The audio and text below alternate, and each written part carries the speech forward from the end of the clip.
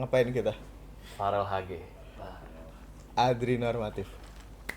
Apa kabar Tum? Alhamdulillah, jangan gitu-gitu amat lagi. Dari kebiasaan. Oh, iya. kebiasaan. Bahaya juga ini tak baru mulai tak. Kita harus diperhalus bahasanya. Oh, benar. Iya. Gue enak banget nih ngobrol sambil minum ini. Ini apa nih, Syah? Banana Adri. berry. Banana berry. Banana berry. Iya. Dari apa? Dari Bandar Kopi. Bandar kopi. Gue Lu juga Lu pesen apa? ice americano. Anjir, pagi-pagi soalnya kita ini lagi pagi-pagi. Main di pagi kita. Main di pagi nih. kita. Mungkin kita di indoor tapi belakang kita lapangan bola nih. Rel. Ini. Makasih ya, Boy. Private room-nya. buat kartu mah apa sih? Masa nyaut-nyaut aja Iya, ini penonton? bahaya ini tak. Iya. Yujeng ya. Ini Yujeng. FYI di lapangan bolanya kemarin tuh acaranya Murphy ya Rel ya. Ya, Gimana Rel acara kemarin? sebenarnya seru sih, gue jadi kayak bikin gigs lagi. Terus kayak biasanya gigs malam, ini kita coba bikin Sore. expand sore, sunset lah. Iya. Ternyata audiensnya juga interest sama special set, gue baru tahu Oh juga. iya. Special set tuh gimana sih? Kan biasanya line up banyak tuh, ada 4 band, 5 band. Nah ini gue coba spesifik special set untuk Murphy Radio. Jadi cuma ada 2 band, pembukanya ada dari band Bekasi, Zarathustra, terus baru langsung ke Murphy. Malamnya ngobrol sama Haris Franky. Oh, oke. Pas banget sebelum mereka tour Cina. Itu kan showcase bukan sih? Atau pemanasan tour aja ya? Pemanasan tour lah. Kayak special show lah, gue nggak mau bilang juga kayak showcase, tapi dedicated untuk Murphy. Gue kira tuh tadinya bakal kayak mainnya tuh di tengah bulutan. 360. Iya 360 gue kira, tapi ternyata ngadep ke sini ya justru ya, atau ngadep ke sana kemarin tuh. Ngadep ke sini. Tadinya gue pengen bikin 360 terus nggak ada panggung gede gitu kan. 100 orang, ternyata secara antusias tuh gede. Jadi kayak gue pikirin juga kan, kayak audiens tuh kasihan kalau nggak ada level, nggak kelihatan. Jadinya Oh, iya ya udah sih. sekalian bikin proper deh. Oh kalau 360 tadinya lu nggak pengen naikin lagi, jadi di bawah sama kayak penonton gitu ya? Iya, cuma ternyata angkanya nggak ketemu, Pak. Angkanya nggak ketemu. Angkanya nggak ketemu, PNL nggak nutup tuh. Hai. Mahal bikin gigs ternyata, teman-teman. Karena kemarin juga no sponsor kan. Nah, soalnya kan. sponsor. Jadi beneran bergantung profitnya dari si Kita kolektifan. kolektifan. Spiritnya kolektif. Kolektif. Kalau orang-orang spiritnya kolektif. Kolekan kita. Kolekan. Bener nggak tuh? Betul. Berapa sih kapasitasnya kemarin? Nyampenya? Kalau tiket terjual gue di 300 plus lah, invitation 50-an. Oh, invitation 50 doang. 50-an. Sisanya tiket tuh. Tiket. Laku semua. Alhamdulillah. Wih, gokil. Nutup lah ya. Alhamdulillah. PNL nutup. dapet ya. Jadinya Ketemu. profit ya jadi. Profit. Ya jajan siki-siki lah ada lah. Bos Pip kan. Bos Pip itu. Bos Itu Pip. panggungnya Bos Pip. Syarat Bos Pip. Shout out anjing. Bos Pip. Bos Pip from Lampung. Tim Bos Ram. Timnya Bos Ram. Timnya Bos Besutannya Bos Ram. Ram. Bos Pip ngantuk. Bos Pip. Bos Pip ngantuk ya. Bangun Pip. Gimana Bos Pip? Kinerja Bos Pip kemarin Dral? Emerging deh. Emerging deh. Emerging. Dia bos emerging bisa Iya, dibilang ya. bahaya ini. Ibaratnya band emerging, dia bos emerging. 6 bulan ke depan bahaya ini. 6 bulan ke depan bisa dipantau tuh bos Pip tuh. Iya. Yang butuh-butuh aktivasi. Naturalisasi dia dari Naturalisasi dari dari Lampung jadi Jaktim ini.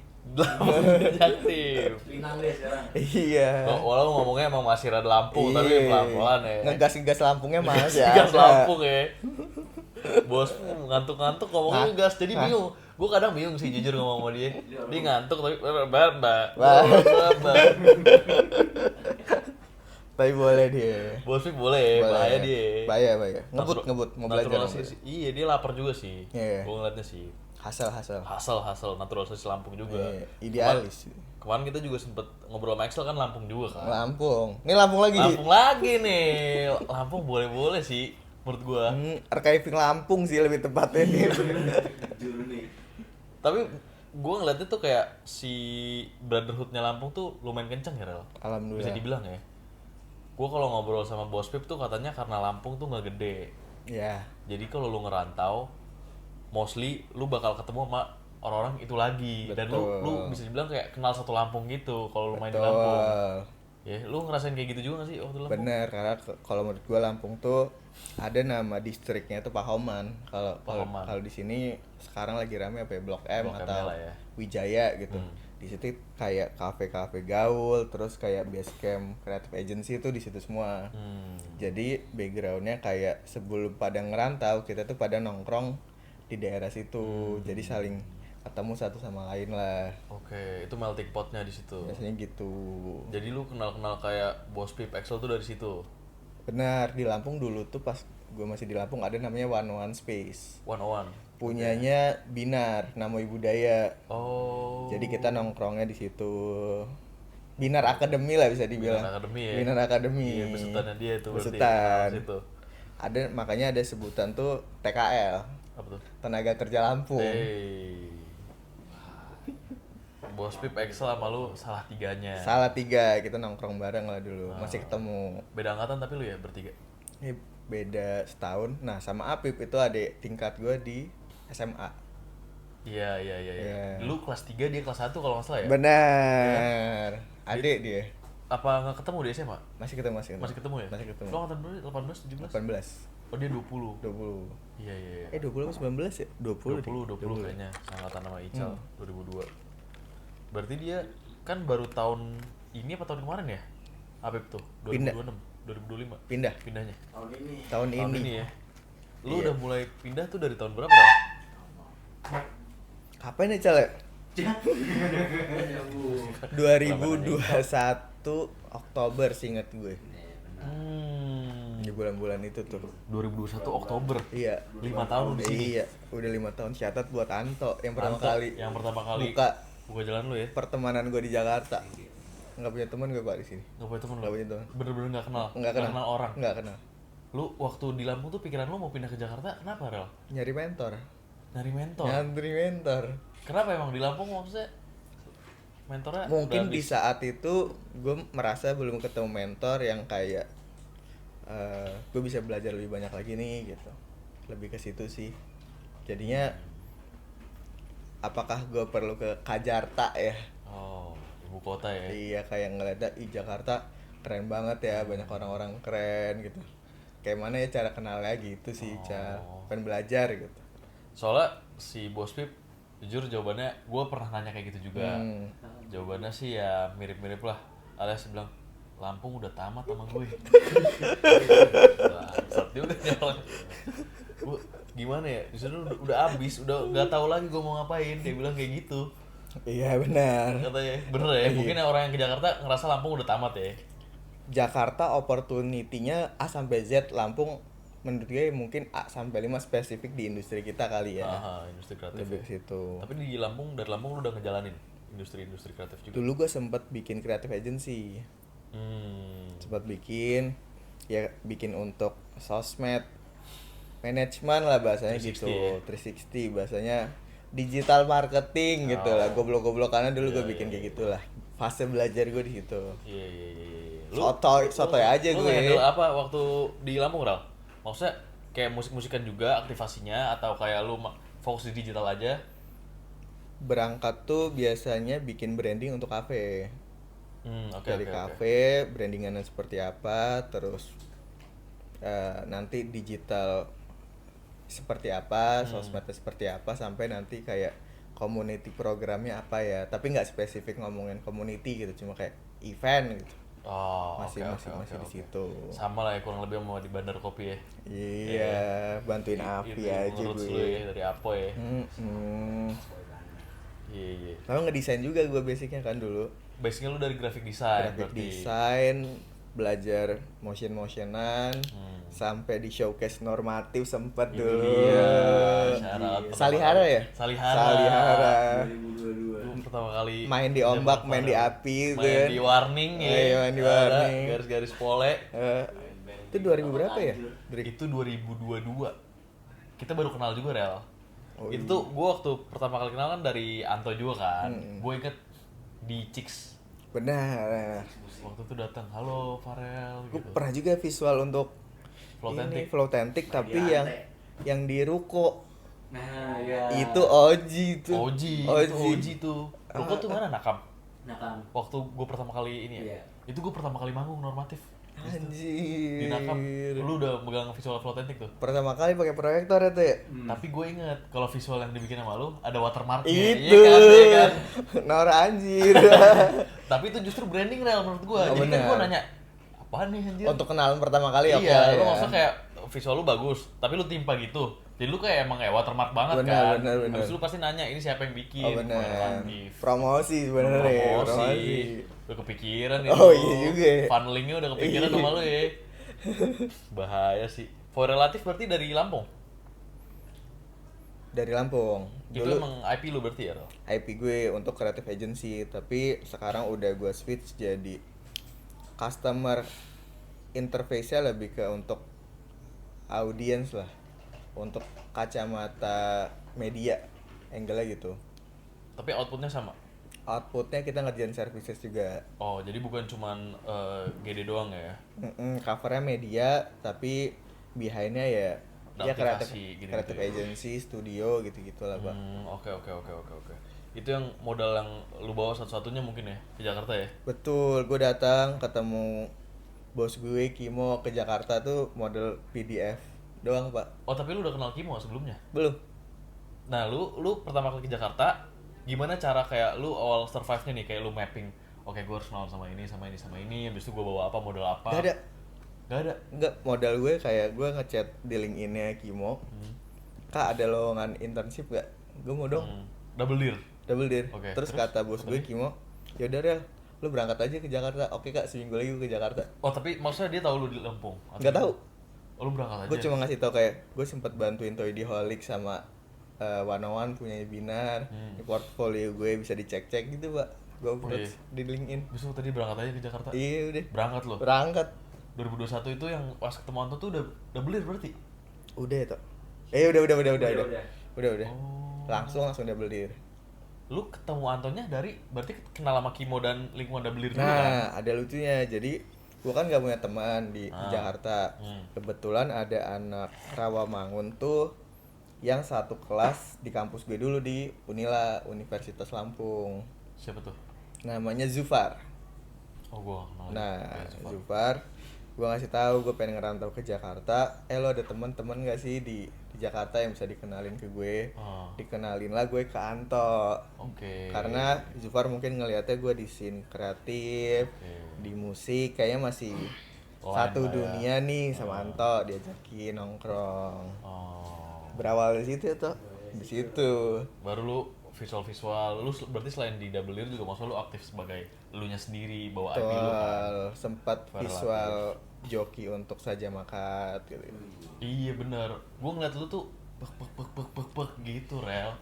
Bareng-bareng lagi Pak sama teman-teman. Bener, bareng-bareng. Tapi maksudnya kayak gue ngeliat lu emang udah dengan plan lah waktu ke Jakarta gitu. Maksudnya gue juga gak tahu kan awal lu dari Lampung dan segala macam. Tapi pas kayak gue tahu lu dari Lampung, Oh, ada iklan. ada iklan dulu nih. Ada apa nih, Boy? Terima kasih. Oh, kita ada supporting dari Bandar Kopi. Thank you Bandar Kopi. Tengah aja TV. Mbak Bandar, terima kasih Mbak Bandar. Apoy Bandar, ini supported by Apoy Bandar. Apoy Bandar. IG-nya nggak bisa dicari karena ya namanya Bandar ya. Ini ada apa aja, Boy? Apa aja nih? Coba mungkin jelasin dulu nih. Masuk aja, in frame aja, woi. Ih, malu. Ini apa nih, Vi? Jelasin dong. Nggak ada. Soalnya Enggak, nama menunya apa, Vi? Biar Iya, kita ini nama menunya apa? bahas Ini jamur. nah, ini jamur enoki. jamur Oke. enoki. Wih, enak Terus banget. yang satu Woi, pisang lebay sih. goreng sama kentang. Pisang goreng sama kentang. Oke, pas Boy, sih ada tisu nggak sih, Boy? pagi-pagi. Bisa habis. Masuk frame kan? Masuk dong. Iklan tas mobil. Ambil aja, Rel. Sikat. Ambil. Oke. Cobain dulu kemana? Tapi gue nggak ada yang plan gimana Dri sebenarnya Jakarta. Tapi maksudnya lu tahu lu pengen berkarir kan? Iya. Pengen belajar lah gue kayak. Ini gimana sih cara bos-bos ini bekerja gitu. Gue ngelihat ada Double Deal, ada Maika di saat itu, ada Makna, ada USS. Ini gaul-gaul banget gitu kan. Lu pengen tahu gimana cara jadi mereka ya? Penasaran sebagai anak kabupaten kan gue. Berarti lu nggak ada kayak oke, gua punya target. Karena kan ngerantau tuh hal yang gamble kan. Lu nggak mungkin kayak lu udah pindah ke kota orang, nggak ada modal apa sama sekali, lu nyantai-nyantai atau lu kayak slow gitu. Karena lu ya ada waktu, abis itu gua tahu juga lu ninggalin kuliah kan. Ninggalin kuliah. Demi ngerantau. Belum beres gue. Itu baru gambling. Yang penting ya kuliah. Penting, Pak. Penting. Tetap penting ya. Penting, kuliah itu penting menurut gue. Dari thumbnail aja. Kuliah tetap penting. Kuliah tetap penting ya. Penting. Ya, tapi maksudnya di case lu kan lu make it juga anyway gitu. Amin, Pada amin, akhirnya, amin, amin, amin. alhamdulillahnya. Amin, alhamdulillah. Nah, itu tuh lu gimana? Lu ngelihat lu di Jakarta, abis itu lu ngerasa ada urgency lu harus kayak oke, gua harus lari secepat mungkin, gua harus lapar, gua harus observe opportunity. Lu gimana Rel? Maksudnya lu observe opportunity, lu nge-assess kayak ini bakal jadi apa buat gua, sama gimana gua eksekusinya, apakah ini strategis atau enggak? Sebenarnya sesimpel backgroundnya kan gue bikin creative agency di Lampung, ngerjain desain segala macam, itu sebagai background skill gue kali ya untuk graphic design. Tapi di saat itu di 2020-2021 gue ngelihat kayaknya gue bakal tergantikan oleh lulusan GD yang lebih keren, desain lebih bagus, terus lulusannya terbaik gitu kan, sama kayaknya secara regenerasi bakal muncul terus nih. Sama di saat itu gue ngeliat kayaknya udah ada kompetisi harga yang kurang sehat Di bidang GD ya, terutama. di bidang sosmed manajemen lah bisa gue bilang ya. Menurut gue, nah di situ gue mikir kayak pembeda gue sebagai GD apa ya? Apakah ini akan bertahan lama gitu? Ini sudut pandang gue gitu. Sebenarnya bakal bertahan lama, cuma kan gue butuh kayak abis ini mau ngapain lagi ya. Nah di situ gue belajar kayaknya di industri ini yang jadi pembeda adalah akses atau networking. Nah menurut gue harus ke Jakarta untuk kenal lebih banyak lah. Sama gue kayak di spill gitu sama One Binar yang punya One Double Deer itu community marketing, P2P marketing. Gue sangat penasaran tuh apaan sih gitu. Maksudnya P2P marketing itu apa gitu ya? Iya, yang nggak pernah gue dengar di Lampung. Ini kerjaan apaan sih? Ini agensi apaan sih? Yang itu yang bikin gue kayak penasaran. Oke. Background situ. Tapi menarik sih apa yang lu bilang dari kayak lu berangkatnya dari GD tapi lu nggak assess kalau industri ini lu bertahan sama kayak hard skill atau kayak lu nggak adapt sama apa ya, itu kan berarti kayak kondisi pasar yang berubah kan. Lu ngeliat kayak ada persaingan harga yang udah mulai berat Di kota gue ya. oh di kota lu itu. Di kota gue. Oh lu berarti warnanya udah dari Lampung ya itu. Di Lampung.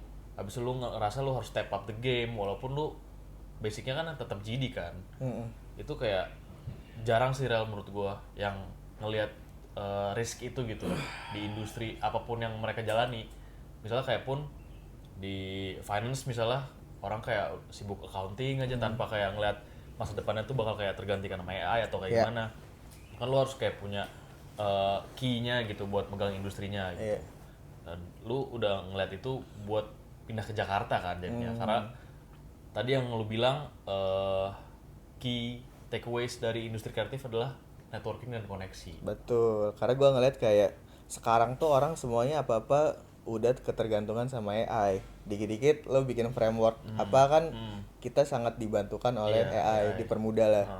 Tapi menurut gue yang belum bisa tergantikan oleh AI adalah untuk kenalan sama orang. Yes. Misal lo mau kenalan sama pentolan Pekalongan, lo nanya AI nggak akan ketemu, nggak akan ketemu. Lo mau tour nih, konteksnya band normatif motor ke 5 kota Jawa, lu nanya kayak AI gue harus ke siapa, nggak bisa. Iya. Nah, menurut gue itu tidak tergantikan sih oleh AI. Bener. Kenalan sama orang, networking tuh tidak tergantikan. Setuju banget. Balik lagi ya hard skill tuh kan kayak sangat mudah tergantikan, persaingan juga sangat banyak. Tapi kayak skill lu buat kenal sama orang itu kan kayak seni sendiri ya Rel. Gimana cara lu bisa tahu sih? Kan bener dong. Maksudnya Seni. Itu seni. Jadi kayak oke, gimana nih gue harus kayak kenal sama si ini, bergaul apa segala macam itu kan lu nggak bisa kayak ada yang dipelajari kan. Lu kayak based on jam terbang aja gitu. Nah sampailah lu ke Double Deer yang dimana lu bilang tadi specialty-nya adalah peer to peer community. Ya. Ya kan. Lu itu juga apakah udah tahu atau lu secara belajarnya tuh dari double ear gitu? Kalau misalnya kayak oke, ini kayaknya spesialis yang gue pengen tuju, makanya gue ngechat Kimo karena gue pengen belajar community gitu Oke. waktu dulu. Gue spesifik sebenarnya pengen belajar sama Kimonya. Gue nggak tahu detail double deer itu seperti apa. Gue Oke. pengen belajar sama Kimonya. Kan gue internship dulu di double deer 3 bulan, Iya. baru full time. Di 3 bulan itu gue keliling divisi. Gue cobain jadi AE untuk ya decking tipis lah ya. Terus gue ke operasional, gotong-gotong TV gitu. Oke, sempet juga tuh ya. Iya, terus masuk ke tim kreatif bikin logo-logo event Ide sempat. juga tuh. Ya akhirnya sekarang gue di divisi performance and growth. Kurang lebih sebenarnya ngurusin community, mikirin kalau ada brand masuk tuh kita ngekurasi cocoknya dengan community seperti apa, reportingnya gimana, ngasih insight juga. Akhirnya sampai sekarang gue di divisi itu, performance and growth. Itu lu ngerasa emang pas lu cobain di divisi itu lu ngerasa cocok atau kayak itu soalnya kan itu align sama target lu yang sebelumnya kan, dimana kayak lu bilang hard skill akan tergantikan tapi kayak soft skill yang berupa networking apalagi itu kayak key dari industri ini, makanya lu tuju ke divisi community itu maksudnya lu seiring berjalannya waktu di Double Ear atau emang lu kayak oke, ini kayaknya yang bakal jadi kuncinya sih di community ini. Sesimpel kantor gue butuh apa, gue coba pelajarin itu sih. Jadi Oke. ternyata ya gue berusaha kasih impact yang terbaik aja, apa yang bisa gue lakukan ya gue lakukan. Walaupun lu pas berangkat lu nggak tahu kayak Double Ear itu spesialis community atau kayak gimana. Sejujurnya Lu ngeliat detailnya gua nggak Kimo tahu. aja gitu ya. Pokoknya lu ngeliat dia mentor. Iya, gue cuma kayak denger di podcast orang gitu, gue beberapa podcast denger Kimo, gue dengerin dulu gitu kan, ngefans gue tuh, Iya. ngebahas gue. Dia selalu mention P2P marketing, Oke. dan itu nggak pernah gue denger. Nah, gue penasaran sama poin itu. Oke. Apa yang lu dapat akhirnya B2B marketing? Kalau konteksnya brand, kan teman-teman pengen main ke grassroots segala macam, itu bikin kedekatan brand sama community jauh lebih dekat ketimbang lo tap in ke micro KOL. Mungkin lo secara awareness numbersnya gede gitu, tapi secara kedekatan dengan community mungkin nggak terlalu dekat. Apalagi sekarang orang-orang langsung bayar KOL, makro, mikro, nano gitu kan. Akhirnya menurut gue informasi yang ada di internet tuh terlalu banyak. Ujung-ujungnya lo bakal minta rekomendasi sama teman terdekat lo. Itu kalau case di gue ya. Oke. Kayak misalkan gue nanya WFC nyaman di Cipete di mana, ya mungkin gue lebih percaya teman gue yang tinggal di Cipete ketimbang gue nanya di internet. Simpel itu sih. Oke, berarti lu ngerasa pembeda antara kayak community dan micro KOL tuh lebih ke trust mungkin? Ya, bedanya di situ. Jadi brand nyari itu ya, sebenarnya kalau community. Kalau ngomongin pengaplikasiannya di industri musik nih, Rel. Oke. Value chain mungkin ya bisa dibilang ya, value chain antara brand, community, dan juga pelaku industrinya sendiri. Lu ngeliatnya kayak gimana, Rel? Buat yang current situation sekarang gitu. Playbook atau game plan-nya lah. Menurut gue sekarang tuh bentuknya udah ekosistem lah ya. Dan lebih saling support, bukan brand yang di atas community ataupun sebaliknya, tapi bentuknya kerjasama, jadi tidak ada saling ketergantungan. Jadi ya bareng-bareng sih, bukan mungkin ada brand yang pengen ngedrive community lo gini ya gitu ya. Tapi menurut gue so far yang paling efektif adalah brand mendengarkan kebutuhan kolektif juga tahu ini objektif brandnya apa gitu, jadi saling lebih generalnya gitu ya. Kalau bagi si pelaku industrinya, Rel, maksudnya kayak si artisnya, mungkin ada booking agentnya di situ, itu kan part of the ecosystem juga kan. Maksudnya role mereka selain dari brand dan community, mungkin community ini bisa dibilang juga audience ya, bisa dibilang ya, walaupun Creator ada juga bisa, pelaku juga ya kan. Tapi kalau kayak si orang di balik layar dan juga orang di panggungnya, ini role-nya bagi ikut dalam ekosistem yang udah dibangun sama brand community ini gimana, Rel? Pandangan lo? pandangan gue ya semua tuh ujungnya saling terhubung ya. Mau dari nanti kan awal dari agency dulu, kemudian ketemu band, ada di band itu behind-nya ada manajer, ada record label. Semuanya itu akhirnya saling ngobrol, misalkan terus mau ngomongin tren. Record label kan punya emerging talentnya juga. Apakah tahun ini hipdut, gue nggak tahu apakah tren apa, itu kan sebenarnya udah direncanakan oleh record label masing-masing ya. Dan gue butuh insight itu juga. Buat engage ke community-nya. Sama band-band emerging sekarang kan banyak juga sama record label yang indie ya. Nah gue rata-rata ngobrol sama mereka juga gitu. Sekarang tuh seperti apa ya, misal sama Silver Records ada Nata, gue sering konsultasi juga gitu, atau teman-teman Mikrogram sering ngobrol juga, banyak lah. Jadi semuanya itu saling keterkaitan sih. Bareng-bareng gue kuncinya. Bareng-bareng. Ya? Pokoknya duduk sama rata ya. Iya, bareng lah. Iya bener-bener adil, equality. Ngomongin community lagi nih Rel. Yes. Gue juga di Jakarta Timur mungkin bareng sama teman-teman gue yang ngejalan community, salah satunya Ical di SFE. Itu jagoan gue. Jagoan lu kan. SFE. Apa kita review SFE nih? Itu keren sih. Keren ya. Keren. Menurut lu pandangan lu ke SFE gimana, Rel? Kalau kita boleh tahu nih. Kalau SFE gue kali tarik dulu. Iya. Ngomongin Rawamangun boleh. atau Jaktim. Dari Rawamangun apa Jaktim POV boleh. gue. Gue sambil nyemil nih kalau ini. Iya sih Kak. Tadi ngomongin Rawamangun ya, Jaktim. Iya, Rawamangun Jaktim SFE. Nah, gue tuh dengan Rawamangun mungkin ada kedekatan ya, gue bisa bilang secara personal karena kan Lu pertama kali nongkrongnya tuh di bawahnya ke sana tuh. Terus waktu itu gue ketemu ada namanya Raw Youth Culture. Youth Culture, bener. Ada Prince Fai. Udah jadi king. Udah king. Gue ralat King Fai.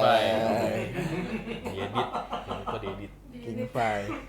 Gue ralat. Ralat ya. Gua ralat. Oke. Ini movementnya menurut gue seru banget, ada normatif, ada perantaranya, ada flow autentik, terus banyak lah. Itu movementnya menurut gue seru. Nah menurut gue di saat itu regenerasi ini tuh belum ter-highlight dari sudut pandang gue. Padahal ini suatu potensial yang kayaknya semua orang perlu dan wajib tahu kalau Rawamangun tuh punya movement ini. Nah di 2024 akhirnya gue punya kesempatan untuk ngerjain salah satu brand untuk mengkurasi community. Nah kesempatan itu akhirnya gue coba tawarin ke teman-teman Raw Youth Culture untuk yuk bikin movement bareng, yuk bikin sesuatu apa. Akhirnya kita bikin gigs di mana tuh ya Tok? Di Rawamangun Square kalau nggak salah. Karena dulu spiritnya Raw tuh belum pernah punya gigs yang beneran gede, festival lah. Gitu ya. Tadinya kan dari kafe, dari ruko.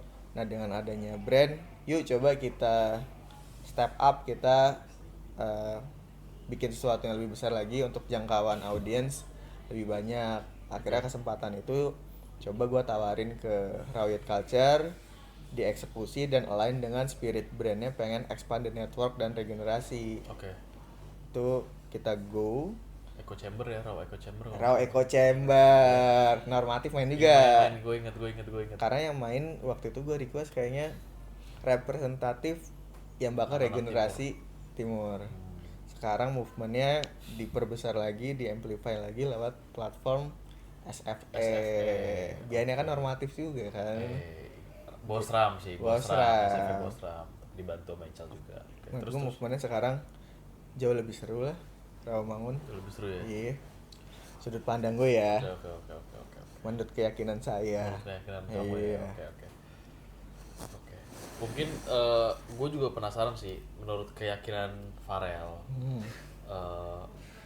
community, especially community musik, kolektif musik lah bisa dibilang, yang ideal tuh kayak what it takes sih. Oke. Sebenarnya balik lagi, ini objektif si community-nya mau kemana. Ada community ya udah yang penting gue seru-seruan deh. Nongkrong gitu ya. Iya, ada yang background-nya mungkin siap untuk menggelontorkan ya udah gue minus aja nggak apa-apa, yang penting gue seru, teman-teman gue have fun, itu ya nggak masalah juga. Preferensi Yang ya. penting objektifnya kan have fun kan, berarti harus have fun.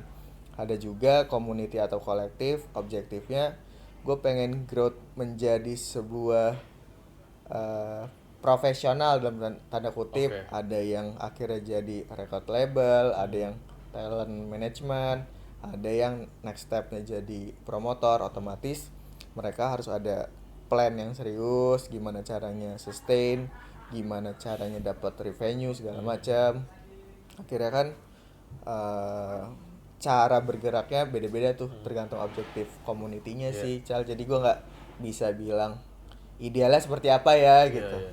Ya mungkin maksud gue menurut lu aja kalau Ya. kayak lu bakal start a community apa aja gitu yang harus lu perhatikan gitu. Oke.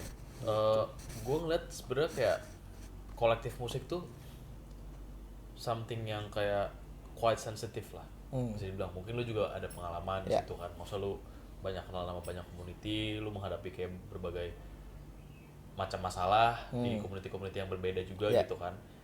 Karena ini ada idealis, tapi di satu sisi santai aja Rel. Iya. Belum habis nih pertanyaan. Udah pikirnya Arahnya- gue liat bro. Arahnya ini Lu ngerti kan Ngerti. pertanyaan gue. Jadi gue ngeliatnya ada something idealis, tapi juga lu tadi bilang kalau misalnya lu mau lebih ke arah profesional, lu harus mikirin bisnis side-nya juga. Lu harus kayak mikirin revenue stream dan juga hal-hal yang mungkin bisa dibilang komodifikasi lah. Lu harus punya komoditas di situ buat mungkin menjalin kerja sama yang tadi dibilang pelaku industri atau enggak juga sama brand. Ya. Lu harus punya something to offer dong. Ya. Tapi satu sisi kayak ini berangkat dari sebuah term-term kayak kesaudaraan, solidarity, Oke, idealis. idealis. Menurut lu mungkin tadi kan kayak lu udah bilang kayak preferensi ya. Ya. Gimana cara lu ngambil middle ground yang mungkin kita ngomongin dapat idealisnya, kita nggak mengecewakan anak-anaknya, tapi juga kita bisa bikin ini ada bisnis side-nya buat si community itu sendiri bisa sustain gitu. Itu menurut gua penasaran sih, dari pandangan lu gimana? Oke. Ngomongin idealis, ini balik lagi, idealis kan orang standarnya beda-beda.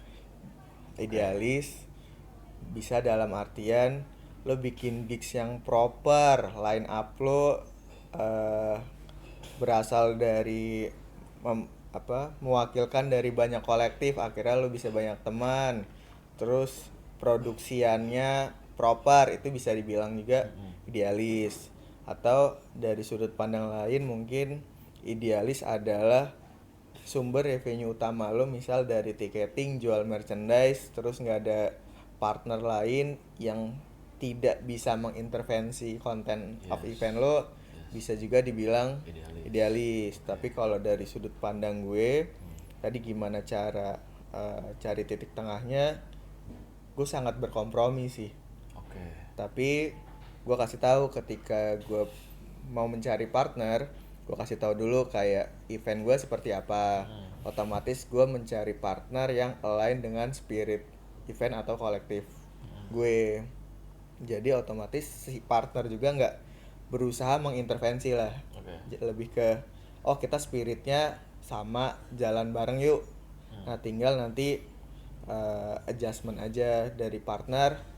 Rel, tapi gue ada kebutuhan ini, kira-kira possible atau enggak ya. Tinggal cara ngobrolnya aja sih. Ada enggak yang partner mungkin kontaknya sponsor, mungkin ada juga sponsor yang kan gue yang punya budget, lo harus ikut gue, mungkin ada yang seperti itu ya. Tapi cara-cara kayak gitu kayaknya nggak akan works di komunitas. Benar. Berarti menurut lu kayak komunikasi sama kompromi aja sih. Iya, yang penting ngobrol gitu, nongkrong. Jadi satu sama lain tahu Betul. jaraknya kayak gimana. Kita cari titik tengahnya. Di awal kita bilang kita bisanya apa, nggak bisanya apa, jadi clear dari Sama awal. ketemu ya. Kalau konteksnya Jawaban kesana. bagus. Kalau dari segi brandnya nih Ral, kan tadi gue udah bahas dari segi community-nya kan. Menurut lu format aktivasi atau tap-in community yang ideal tuh yang harus dilakukan brand kayak gimana sih? Soalnya kayak gue sendiri mungkin ngelihatnya sebagai audiens ya, sebagai kacamata luar. Ada kayak brand yang kayak lu engage nih ke community gitu, misalnya kayak kemana, habis itu lu menggelontorkan budget buat ya kayak ngundang headliner atau bikin acara jor-joran, tapi ya dari kacamata luar lu ngeliatnya ini beneran acara sponsor, ngerti nggak lu maksudnya? Ya. Kayak ini kayak full blown out, headline lu brand, habis itu kayak acaranya sangat bersifat brand, lu ngerasa kayak udah orang datang nonton pulang nggak dapet feel community-nya. Ataupun kayak misalnya ini acara brand nih sebenarnya, tapi kayak lu nggak ter-highlight sama sekali, jadi mungkin kayak ibaratnya call to actionnya apa yang brand gains tuh nggak berasa gitu. Itu kan sama balik lagi kayak butuh middle ground kan. Oke. Gimana dari format aktivasi itu kayak lu bisa dapet dua-duanya gitu, lu dapet community-nya, habis itu lu juga tahu ini ini acara brand, ini acara jualan brand, tapi lu sebagai audience it's okay karena lu masih dapat experience community-nya. Itu biasanya kalau dari pengalaman lu gimana cara menempatkan itu biar kayak both side dapat gitu loh. Oke. Kalau menurut gue pertama brand harus benar-benar mengkurasi mereka tuh mau tap in ke community seperti apa. Sebelum mereka tap in, menurut gue mereka tuh harus paham dulu brandnya seperti apa, mereka mau ke target audience kayak mana, tuh harus dibuat clear dulu tuh baru mereka tap in. Dan menurut gue sekarang audience tuh udah pinter-pinter semua sih, kayak lo brandingan tuh nggak melulu harus kotor yang dimana-mana full branding produk lo. Iya. Malah kan teman-teman bisa jadi over branding sih gue ngeliatnya. Iya, kayaknya di sudut-sudut tertentu aja udah cukup gitu. Dari semiotik warna flyer saja sebenarnya udah cukup sih.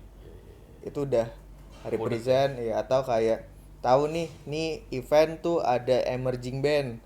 Biasanya emerging band tuh mainnya di event brand apa. Dari situ aja audiens tuh udah aware. Oke. Sesimpel itu sih.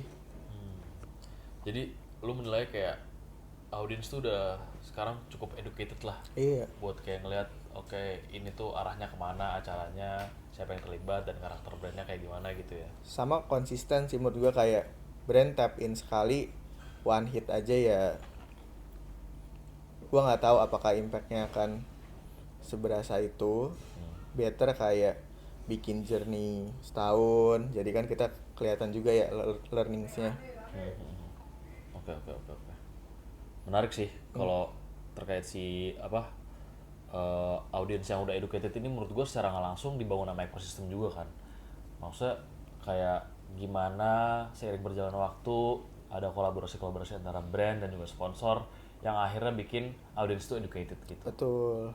Oh ya, ngomongin tadi brand dan community, supaya ekosistemnya jalan. Di tahun lalu kan gue kesempatan untuk ngerjain salah satu brand. Itu lumayan banyak lah, 450 event di 37 kota. Mandatory yang paling gue highlight di playbook game ya, yang berbentuk showcase harus berbayar. Itu saklek. Yang berbentuk showcase harus berbayar Berbayar maksudnya tiket. ya? Harus tiketing atau minimal belajar FDC. Jadi dari audiens belajar untuk appreciate kolektif, performer atau promotor. Itu mandatory. Nah ini se-Indo. Ini yang mau gue bahas terus sebenarnya, bridging ke situ pas banget nih. Jadi seiring audience educated tuh maksudnya kayak lu expect kalau event-event atau community jangan utilize sponsor tuh as kayak oke, gue udah duit sponsor, gue nggak perlu pasang tiket, yang penting rame. Karena mungkin beberapa tahun lalu, kayak mungkin 5 tahun atau kayak gimana, gue ngeliat itu cukup jadi kayak tools lah yang di-utilize community buat kayak ya udahlah, toh kita udah nutup, kita nggak perlu lagi bayar tiket. Di situ kan sebenarnya ada kewajiban. Gue nggak ngerasa ini kewajiban ya, tapi kayak di satu sisi mungkin lebih ke tanggung jawab ya, Ral. Dimana kayak lu sebagai pelaku industri harusnya bikin industri ini tuh sustain gitu. Dengan cara lu ya itu menerapkan tiket, bangun culture yang kayaknya bakal favorable bagi lu di masa depan gitu. lu sendiri berarti udah menerapkan itu ya, secara guideline menerapkan tanggung jawab itulah ke event-event lu gitu. Betul, itu salah satu bentuk, kebetulan kan gue bisa kontribusinya di ruang itu ya. Kebetulan kita bantu brand untuk nyusun strategi. Menurut gue win-winnya di situ. Satu sisi dari sisi komunitas ya belajar untuk menjadi independen, lebih independen. Dari sisi brandnya, karena bertiketing mereka tahu target audiens mereka itu daya belinya berapa, kan bisa kelihatan dari kemampuan audiens membeli tiket kan, dari harga tiket. cukup membantu sih. Dan menurut lu dari yang event yang lu mention tadi, secara output lu ngerasa gimana Rel dengan guideline lu? Maksudnya kan kayak lu pasti ada ketakutan dong kalau misalnya kayak waduh berbayar takutnya gak reach KPI atau misalnya kayak sepi atau kayak gimana. Ternyata outputnya kayak gimana Rel? So far kalau dari sudut pandang gue, dari sisi community-nya happy, dari brand-nya happy, karena gue tidak memaksakan harus tiketing. Tapi kan kalau lo di kota lo belum terbiasa tiketing, lo bisa belajar dari step paling bawah tuh FDC. Mungkin beli kopi 25.000, 30.000, itu baru bisa nonton gigs. Tapi menurut gue hal-hal seperti itu harus coba kita mulai dulu, baru pelan-pelan lah secara cara menghargai performanya meningkat. Mungkin dari membeli merchandise. Iya. Itu menurut gue habit yang harus dibangun banget sih ke audiens sih. Jadi semua happy lah, venue yang dipakai juga happy. Biasanya kan ketakutannya kalau bikin gigs ada venue-venue yang ini jajan gak nih audiensnya, kan biasanya ada yang kayak gitu, rame doang tapi nggak jajan nih, kan ada juga venue kayak gitu. Kalau bisa dari sisi kolektif atau promotornya coba memikirkan semua pihak gitu. Jadi ya kita bikin event tuh kita seru-seruan bareng. Iya. Win-win lah. Iya. Kayak yang dilakuin Skid Row di Rawamangun tuh gue respect banget tuh sama movementnya gitu. Itu coffee shop, terus di lantai 2-nya ada community space ya. Community space bisa dibilang. Iya, reguler bikin event di situ. Itu keren sih menurut gue. Movement Skid Row ya. Skid Row. Bosram Lah itu ya. Bosram itu. Bosram. Iya, maksudnya gue juga akhir-akhir ini kayak ngelihat bahkan buat menggalakkan sustainability dan juga membangun habit itu Rel, kayak udah mulai banyak lah acara yang kayak dia bener-bener mengandalkan dari tiket malah.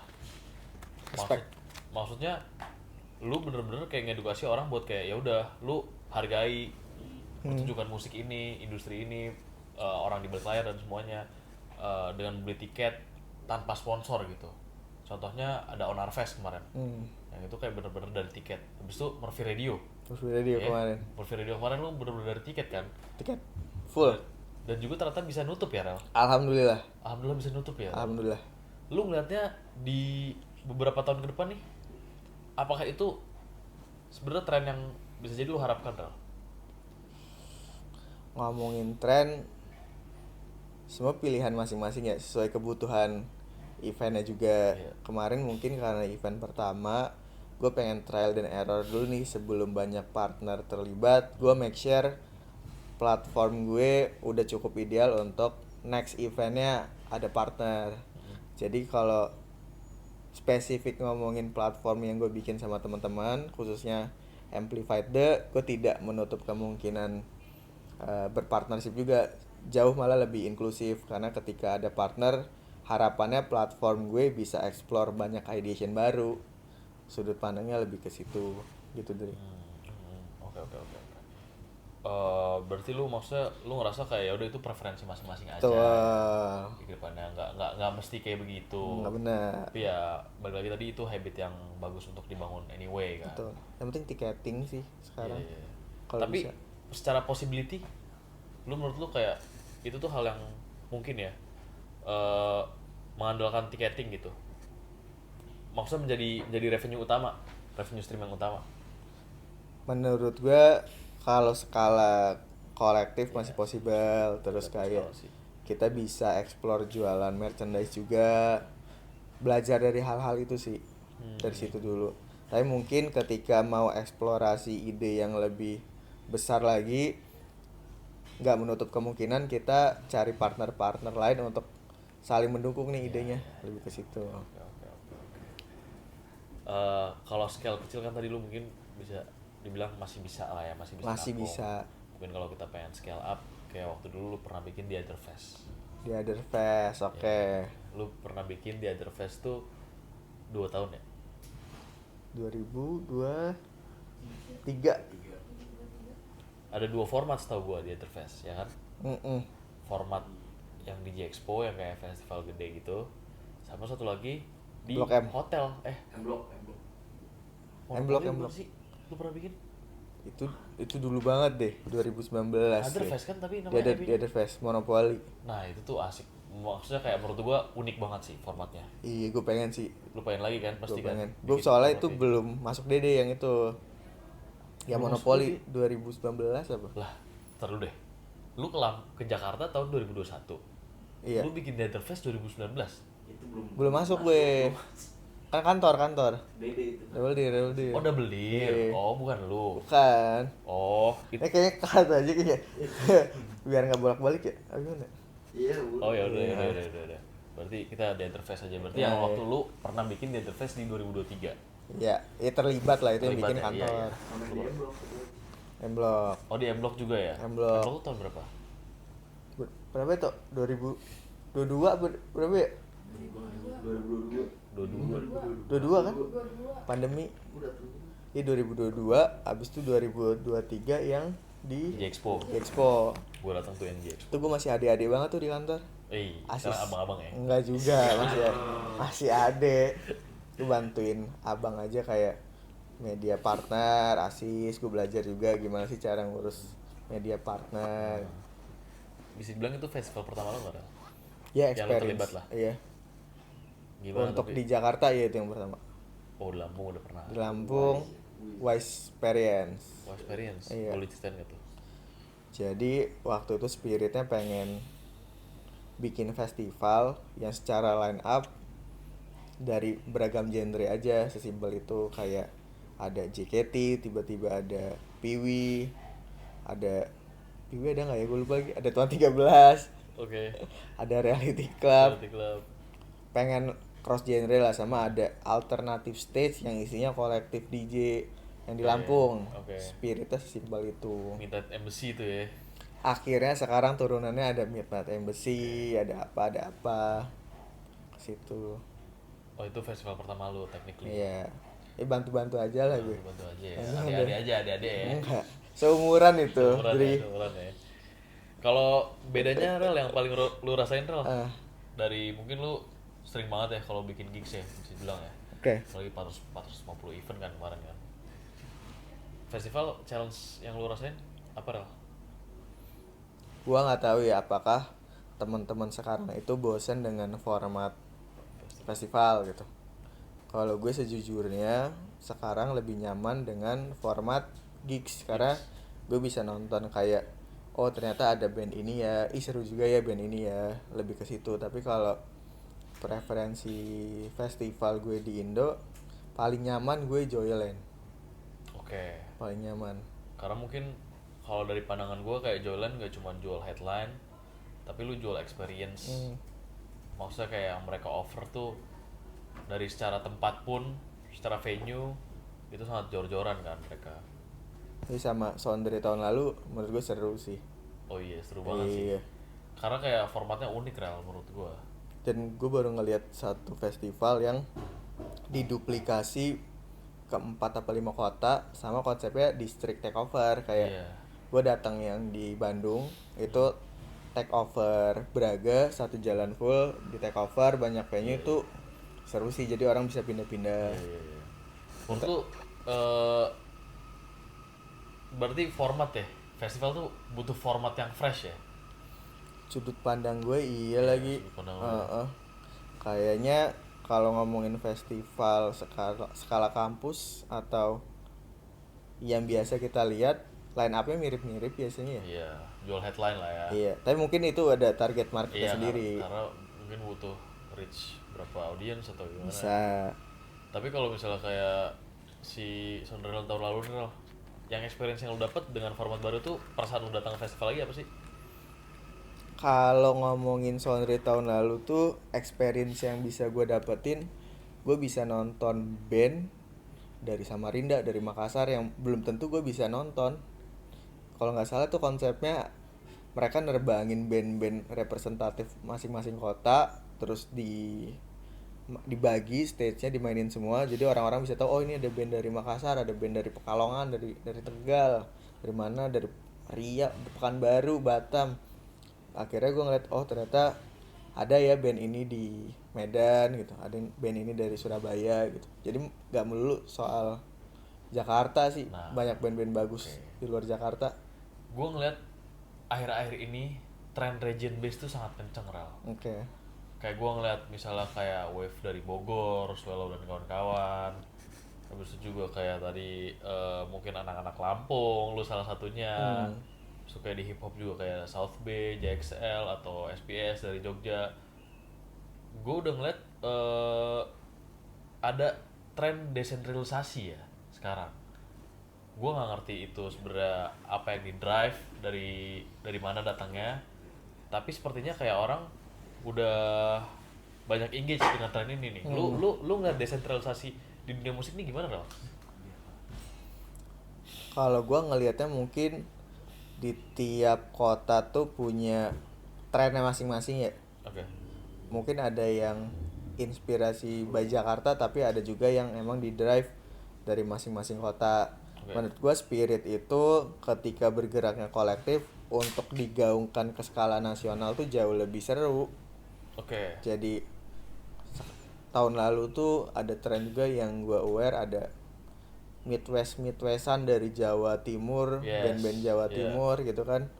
Itu seru banget. Jadi sekarang ada kayak fanbase atau community ikatan Midwest Indo. Menurut gue itu sesuatu yang fresh lagi di tahun lalu gitu. Terus sekarang muncul Poris gitu. Yeah. Movementnya ketika bergeraknya bareng-bareng tuh jauh lebih berasa. Oke. Tapi kayak yang tadi gue bahas, mungkin sekarang udah kayak nggak melulu soal Jakarta ya, karena kan dulu sangat sentral kan. Jakarta kayak apa-apa dilakukan di Jakarta dan segala macam. Bahkan kayak gue ngeliat Vindes bikin festival musik pertamanya di Solo ya? Iya Solo Pekalongan gitu-gitu deh pokoknya, Jawa Tengah kalau nggak salah ya. Nah itu mungkin beberapa tahun ke depan lu ngeliatnya apakah itu bakal trennya seperti itu Ral? Kayak orang mungkin udah mulai oke, kita mungkin coba cari market baru atau kayak cari audiens baru gitu, dengan bahkan cari line up baru dengan kayak pindah selain Jakarta gitu, karena mungkin Jakarta ya semuanya ada lah di Jakarta gitu kan. Kayaknya kalau menurut gue Jakarta itu udah festival tuh udah banyak banget gitu. Mungkin kalau dari kacamata gue Vindes gitu-gitu mungkin ya mau reach audience baru, gue nggak tahu juga sih. Iya. Kacamatanya seperti apa, tapi kalau dari gue ketika explore ke kota lain tuh biasanya costnya jauh lebih murah dari Jakarta untuk venue ya. Jakarta menurut gue venue mahal. Atau bisa juga ketika kita mau main di kota selain Jakarta tuh banyak ruang-ruang yang masih bisa dieksplor, atau kita bisa melibatkan region base tadi gitu. Yang tadinya mereka sebagai pelengkap, mereka sebagai main ya, jadi yang diutamakan lah. Maksudnya secara, kalau kita balik lagi tadi ngomongin sustainability, secara perputaran duit, secara ekonomi juga kan maksudnya either duit brand atau duit yang memodali buat si acara-acara itu juga kan tersebar kan. Jadi gue ngerasa juga si community atau kolektif atau ekosistem di kota-kota lain tuh punya opportunity sama growth yang sama gitu sama Jakarta. UMKM jadi ini ya. Ini pemerintah yang ini Jalan, margin naik, bahaya. Impact sosial. Impact sosial. Iya, Adri nih. Ranahnya Adri nih yang ngomong ini. Tapi menurut gue itu penting. Penting kan. Indis ekonomi Indis kan. ekonomi apa sih yang nggak penting menurut gue? Jadi Music business Rel. Music business. music bisnis, Iya. oke. Orang tuh banyak yang bercita-cita Oke. buat berkarir di dunia musik. Tapi kalau orang-orang zaman dulu dan mungkin juga kayak yang quite traditional lah, bakal kayak ngerasa musik hobi aja atau industri kreatif ya udah sampingan aja. Tapi seiring berjalannya waktu kayak banyak yang membuktikan lah kalau misalnya lu tuh bisa hidup di musik atau industri kreatif. Bahkan di kampus-kampus juga kayak salah satunya di UI tuh sekarang udah ada jurusan Promed, Apa tuh? produksi media. Oh gitu. Iya, dan khusus musik emang. Jadi kayak dosen-dosennya itu Jurusannya. apa? Penjurusannya ya penjurusan musik gitu. Dosen-dosennya tuh orang tunkor, Oh, seru. main musik. Jadi kayak belajar bikin record label atau kayak label booking agent gitu-gitu. Dan menurut gue itu kayak membuktikan ini nih bisa jadi karir profesional gitu. Mungkin lu bisa kasih kayak pesan-pesan buat muda-mudi Rel. Kalau lu pengen berkarir di music business tuh sebenarnya bisa atau enggak, atau kayak what it takes buat menjadi Bung Farel. Berat yang gini-gini. Kalau Berat. nonton Kimo, nanti orang nonton dulu. Iya. Mungkin ada yang kayak melihat lu sebagai lu melihat Kimo waktu dulu Rel. Monggo. Kalau gue lakuin aja apa yang lo percaya, Oke. asalkan ya lo punya plan yang clear aja. Terus menurut gue nggak apa-apa sotoy, tapi coba cari mentor yang menurut lo bisa belajar dari beliau. Oke. Lakuin terus aja, pasti kan nanti ada salah-salah, tapi kan kita bisa belajar dari abang-abang gitu. Nanya, ngobrol, Betul. mau bikin sesuatu, setidaknya ketika ada abang, ada teman, bisa ngobrol bareng. Gue punya ada ide ini, coba yuk. Kan dari hal-hal itu bisa kita coba dulu. Habis itu oh ternyata ada profitnya, gimana cara kita perbesar lagi skalanya, cari opportunity lain. Intinya cobain dulu sih, Cobain dulu aja. cobain ya. dulu aja.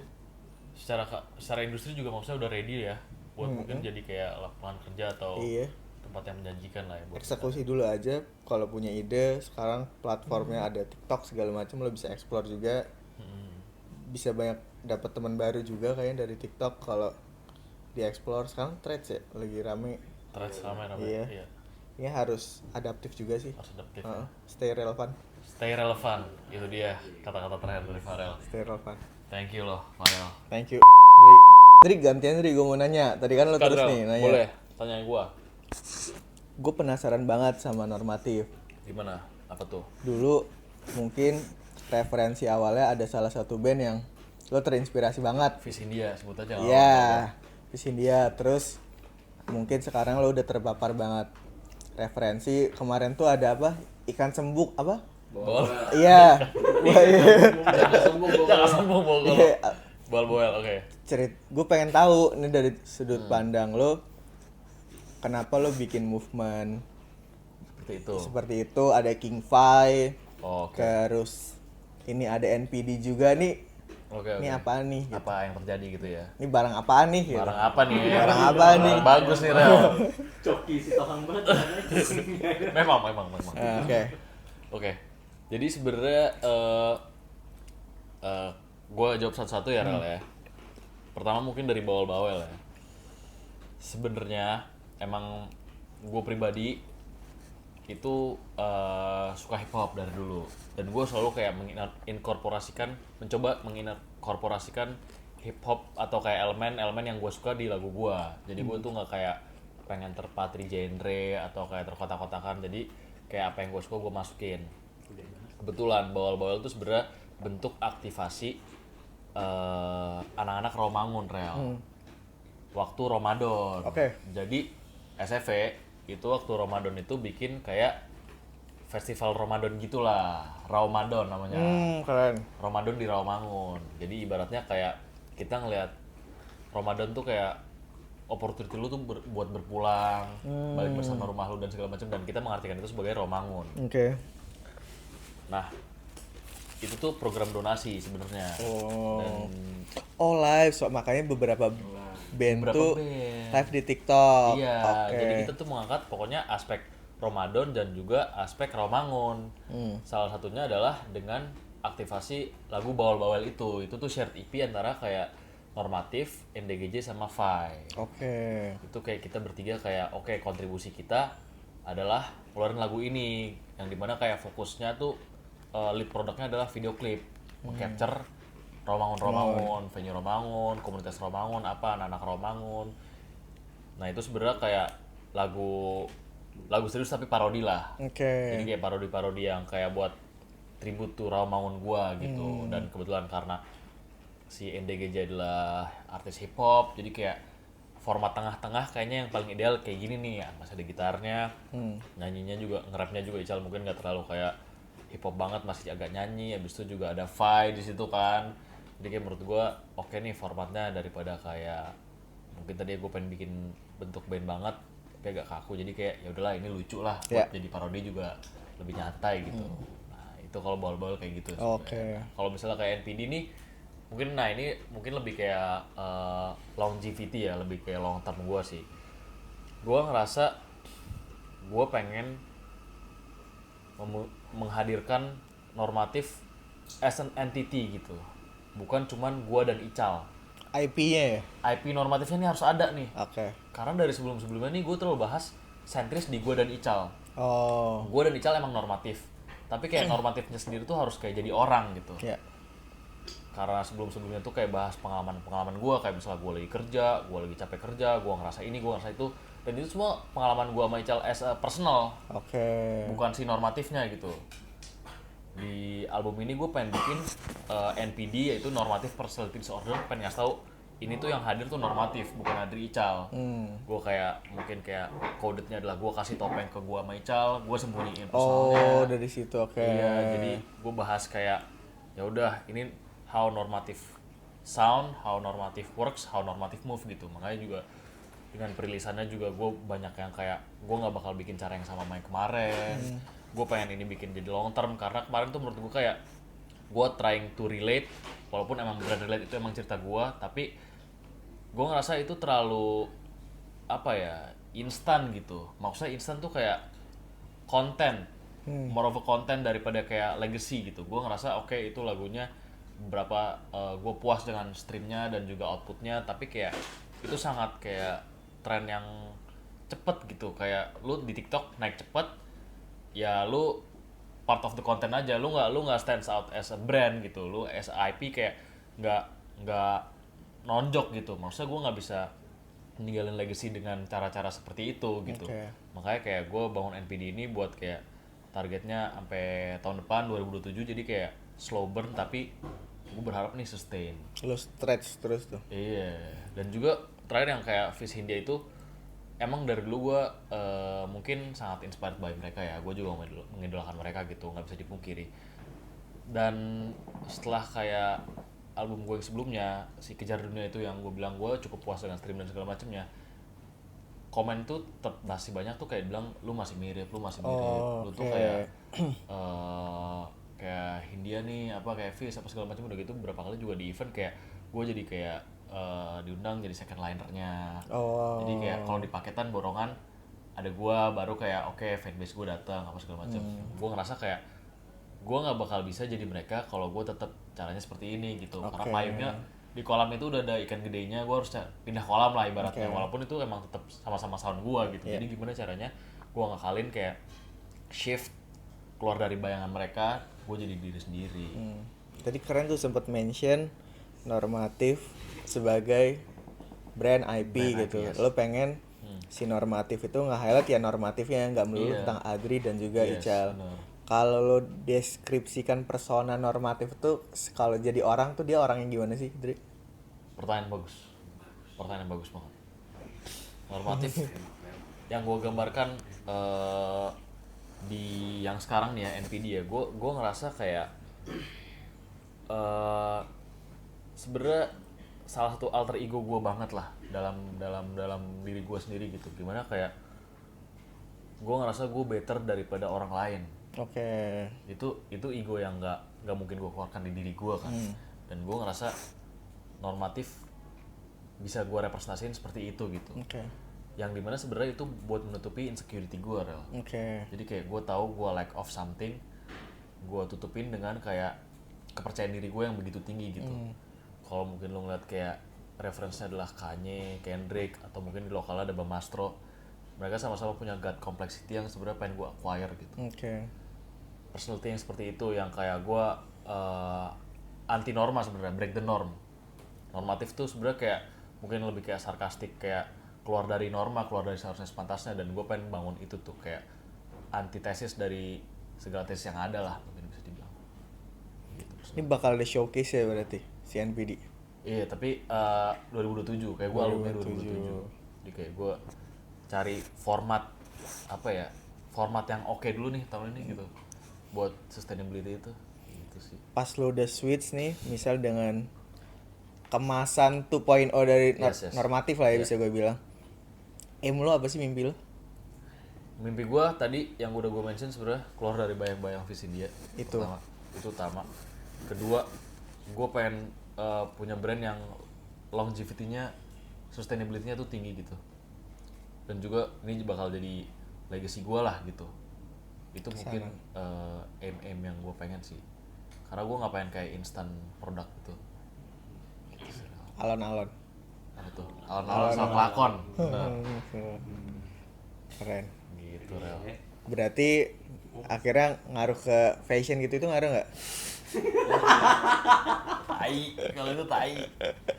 Kan pertanyaan. Benar. Itu kan bagian dari persona. Benar. Gue penasaran dari Iya, sudut iya. pandang pendengar normatif. Menurut gua ya itu creative direction sih. Itu bagian kayak lumayan apa ya, high level lah. Jadi bukan kayak sangat to the core banget. Lu bisa kayak personality ini bisa dibangun dengan core yang kayak gimana aja. Tapi kayak kalau fashion menurut gua karena gua suka aja pertama. Kedua, gua belum pernah berpakaian yang detach sama lagunya. Oke. Ngerti nggak lo? Iya. Maksudnya kayak sebelumnya misalnya gua ngomongin kerjaan ya gue nyesuaiin. Pakai jas deh. Iya gitu-gitu, dan menurut gue itu kan kayak sangat attach sama lagunya kan. Jadi kayak the product bigger than the artist gitu. Oke. Gue pengen kayak yang utamanya sih normatifnya aja. Keren. Bisa lah. Mantap loh. Jadi tanya-tanya gini. Jadi ini barang. Jadi ini barang.